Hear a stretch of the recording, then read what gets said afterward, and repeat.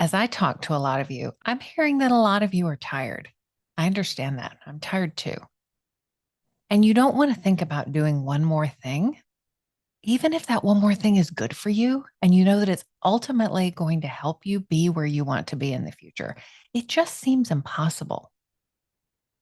And you know what? Sometimes it is. Sometimes you just can't possibly add one more thing to your plate. Even a good thing is something that you can't add to your plate. So I want to help you find a way to get some small wins now. When you're not in a place where you're willing to take on a big challenge, when you're not in a place where you'd like to design the second half of your life, but boy, you'd like to see a change today or maybe next month. And we're doing something a little different this week. I'm going to re air episode 4, which was tackling burnout with small wins.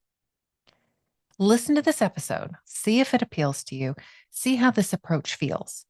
And listen to the end of the episode because I'm going to tell you about a special coaching package, short engagement that I'm offering right now that might be the perfect fit for you if this is really just what you need. And I tell you why small wins are so effective is they help us to build momentum. They help us to build confidence. They help us to build belief in our ability to change, to do something different. And that can make all the difference. On today's show, I'm going to address a common concern that I hear from people who would like to change their lives in some way, but are simply too busy or too tired to do so. Change doesn't have to be one more item added to your to-do list. And it can actually be an opportunity to take the pressure off in your life. Today, we're going to talk about how.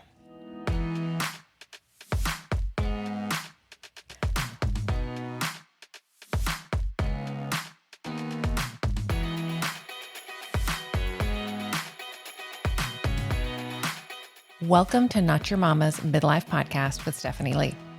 On this show, we're going to talk about what it means to be a late Gen X or early millennial woman dipping her toes into midlife.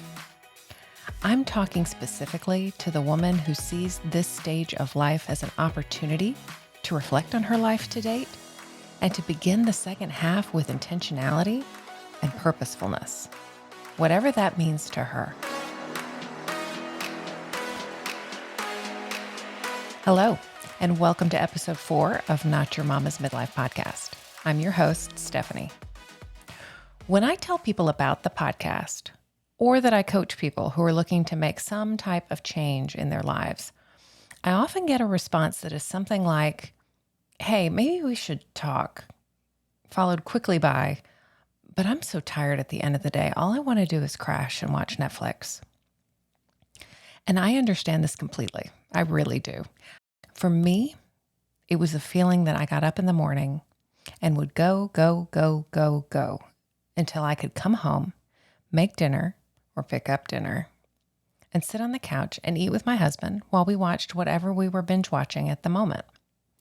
I felt like I really needed that time to recover from the day in order to be able to get up and do it again the next day. So I totally get it. To be clear, I'm not throwing shade on what you do on the evening to unwind from a hard day at the office. I still love to sit on the couch with my husband and watch TV. So when people in my world tell me that the idea of some kind of change is really appealing to them, but they don't know how they would do it because right now they are just so exhausted at the end of the day, all they can do is crash, I noticed 2 things. One is this idea of very real burnout. Just a heaviness and a tiredness, a sense of cognitive and emotional exhaustion and depletion. The second thing I want to draw your attention to is the underlying assumption that change is going to take a lot of effort, that it's going to be a big deal. It's going to be that one more thing. Because we can actually keep going as we're going. We've structured our lives so we can come home, take the pressure off. We have something to look forward to. We have a nice meal, maybe a cocktail. We watch some TV. For some, maybe we play video games. It doesn't feel particularly bad. It's actually fine. And it's also what everybody else we know is doing. Everybody is busy and tired if you look around. This is just what life looks like. In episode number 2, I talked about a number of things about our lives that lull us to sleep.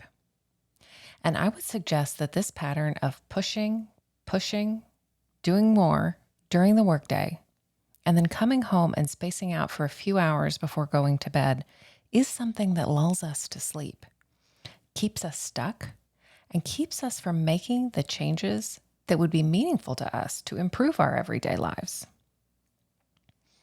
If you're listening to me right now and you're thinking, yes, that describes my life, but I'm happy with it, it's fine. That is totally fine and up to you. I'm not suggesting you need to change anything. If it works for you, go you. That is awesome. But to the person in that situation who's waking up to this pattern and would like to do something different, I'd like to spend some time right at the outset of this podcast getting you some relief today in a way that is manageable and accessible. If you're already feeling overwhelmed or teetering on the edge of it, the idea of adding something new or different can really just put you over the edge. So let's not do that. I'm going to suggest instead that we find a way to let a little bit of the pressure off. Does anybody have an Instant Pot with the quick release? You know when it's done cooking and you open up the valve and this burst of steam comes whistling out, right? Let's do the same for you. Just barely touching that dial on the Instant Pot creates that burst of steam. How could we do that for you? The very good news is that small changes, like a small adjustment to that valve, can make a huge difference. We're not trying to turn the page on your life today where you're going to wake up tomorrow to bounties of gumdrops and sunshine. We are finding small ways to get you a little bit of relief, a small opportunity to let your shoulders drop away from your ears, to slow down your thoughts, and to breathe out a sigh. So what do I mean by small changes? In aviation, pilots are taught the 1 in 60 rule that states that after 60 miles, a 1 degree error in heading will result in straying off course by 1 mile. So for every single degree of difference at point A, 60 miles later, the plane is 1 mile off course of its destination. Think about the exponential effect of that, especially if you were like flying from the United States to the UK. I'm going to give you an example of the impact of that. So in 1979, a sightseeing plane took off from New Zealand to fly over Antarctica. Unfortunately, the pilots had not flown the route before, and they were unaware that their flight plans were 2 degrees off course.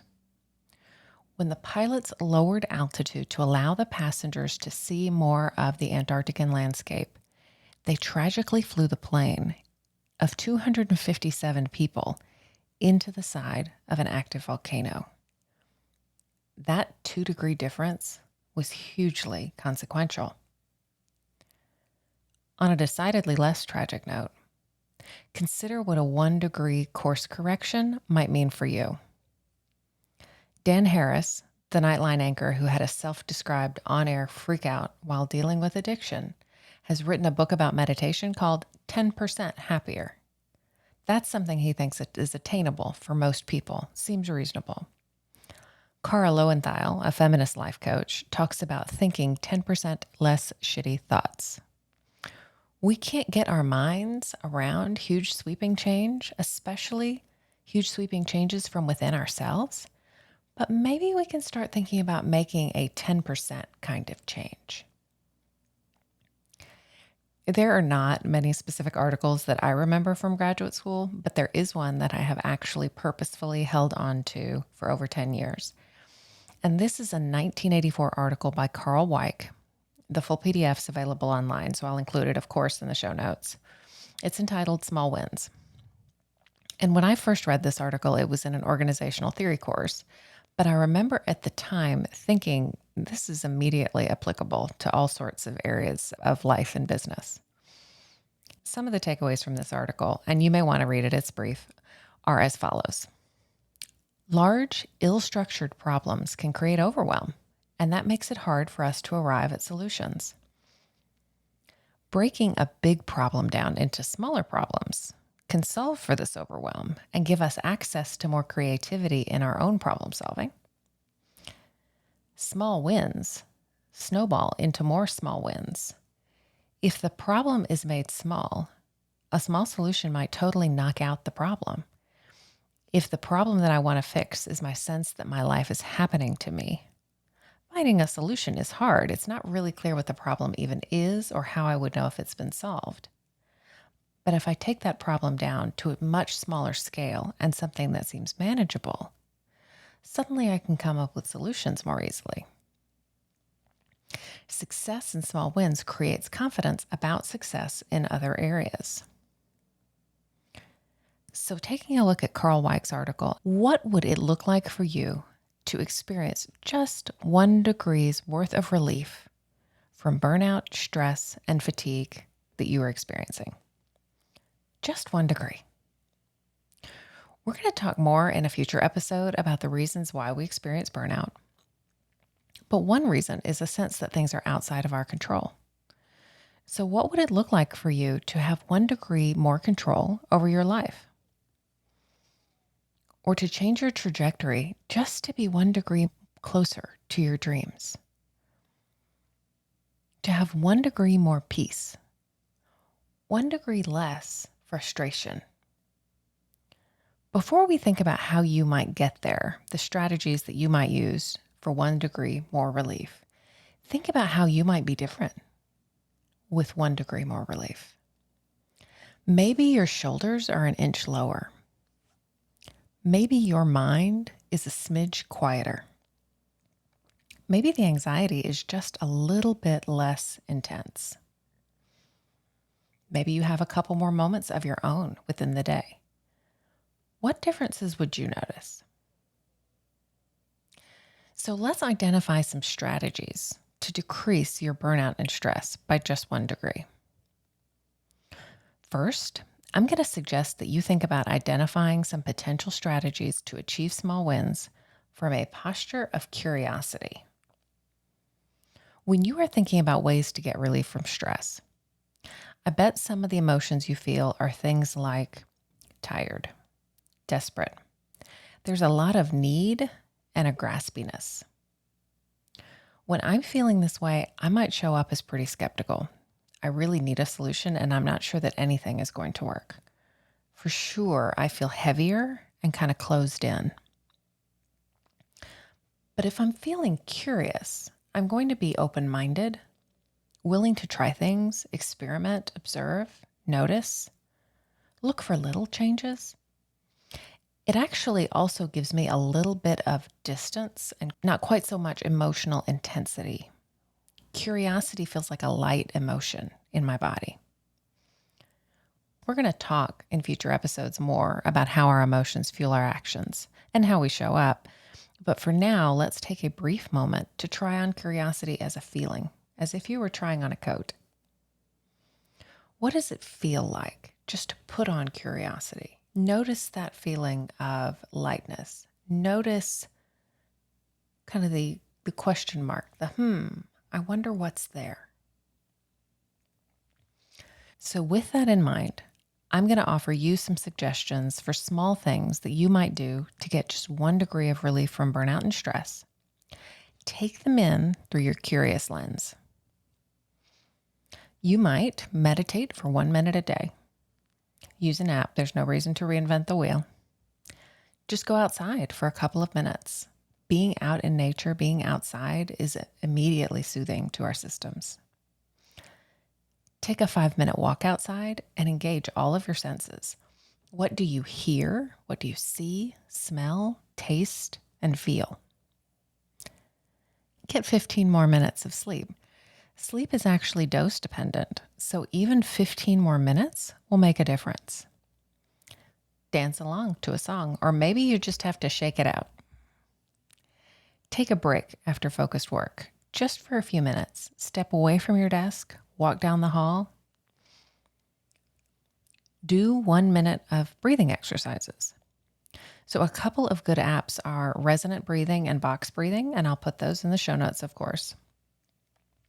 But just a few minutes of doing those breathing exercises can reset and get you back into your body and thinking differently. Sit down with a notebook or a laptop and write down all of the noise in your head. Take a cold shower. I know this sounds crazy, but it's actually a potent mood booster among other healthy effects. Get outside first thing in the morning and see the light, or get outside at the end of the day. Both times, allow the photons to hit your eyes. This actually supports your circadian rhythms and can improve your sleep. It's pretty low-hanging fruit just to get outside for a few minutes each day. I do have a couple additional ideas for how you might get some additional mental space, and those are available in a PDF that I am happy to share with you. It's linked in the show notes, and you can also find it on my website at stephanieleecoaching.com/mental space. So all of these things that I listed seem kind of stupid easy, right? And they couldn't possibly help. But what if they could? Is it worth it to try to get just a little bit of relief? And if none of these things that I listed seem to work for you, what is something that might? How can you come up with a strategy to give yourself just that little nudge in the right direction? You may think, 1 minute of meditation a day, that is just not what I'm looking for. I want more change in my life than that. And boy, I hear you. So let's collect some momentum by just getting out of the gate with a tiny adjustment that seems doable, doesn't create any resistance inside us or any objections. We want to create just a little bit of momentum, and even better if we create that tiny bit of momentum while also giving ourselves a tiny bit of relief. We have a dog, Ty, that we inherited when my mother-in-law passed away 2 years ago. He likes to be walked at 6:25 a.m. each morning, or earlier, if it's a morning that I happen to be getting up earlier. And I have taken to doing the 5 senses walk that I talked about with our strategies while I walk him. And it's actually noticeable to me how much I look forward to it. It's very easy for me to get in my head. And this exercise really grounds me into my body at the beginning of the day. It also grounds me into a sense of place. I've really noticed the sounds and the smells around where we live. And it requires me to be present in the moment, just to rotate through those senses, just for a few moments each day. For me, rumination has always been a challenge, but I've adopted some practices over the last 6 months or so, this one among them, that have really helped me to quiet the chatter in my mind. And I will tell you honestly that quieting that chatter has done more to relieve me of pressure than anything else. It turns out that all of those thoughts that go through our brains, we don't actually have to listen to them, folks. More on that in another episode. I don't know about you, but for me, addressing a habit like rumination, it feels hard. It's at least a 30-year plus habit. Everyone else does it too. It's deeply ingrained. And if I'm honest, I'm not sure that my ruminating hasn't in some ways contributed to my success, because it seems like that's kind of how I'm planning and problem solving. So I'm actually a little skeptical about quitting it entirely. I've had all these thoughts. Rumination is a place where I have seen big gains overall by going after specific small wins. So test drive one of these strategies or another one that suits you better, maybe for at least a week. Decide what it is you want to do, how long you want to do it, make it short and manageable. Decide on a minimum daily dose. And then get curious about what you notice. Okay, to briefly recap, if you are in a position where you would like to make a change or changes in your life, but you are burned out, exhausted, and overwhelmed, and just don't know how you would find the time or energy, consider the exponential impact of small wins.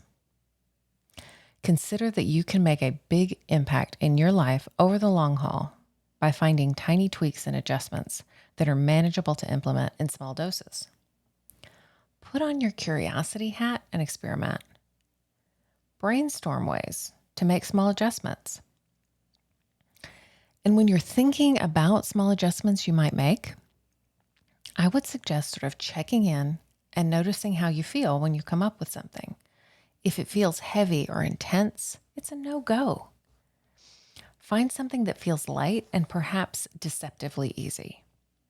Come up with your own strategies. Maybe try something I've talked about here. In future episodes, when we're talking about strategies for life change, I want you to always have this idea of small wins in mind. How can I think about this through the lens of something that's manageable and maybe even easy? Go to stephanieleecoaching.com/episode 4 and find not only the show notes for this episode, but a link for a worksheet with some questions that you could use to apply what we've talked about to your own life. You can use these as journal prompts, read them before taking a walk, give them some thought, or fill them in as a worksheet. That is stephanieleecoaching.com/episode 4. I hope you enjoyed that episode on small wins. I really think a lot of the content there is entirely relevant to where we are today. And I want to tell you that it motivated me to develop my small wins for big results packages. And these are going to be 3 sessions. We'll schedule them on whatever calendar you would like, weekly, bi-weekly. I'm open for a variety of scheduling. And these are going to be $497 up front. I don't know what your small win is that you need, but I want to help you get it. So if you are interested in this, find me on my website, message me there, message me on Instagram at Stephanie Lee Coaching, email me at stephanie@stephanieleecoaching.com, and let's set up your 3 sessions. Let's do this. Let's go ahead and get you a small win.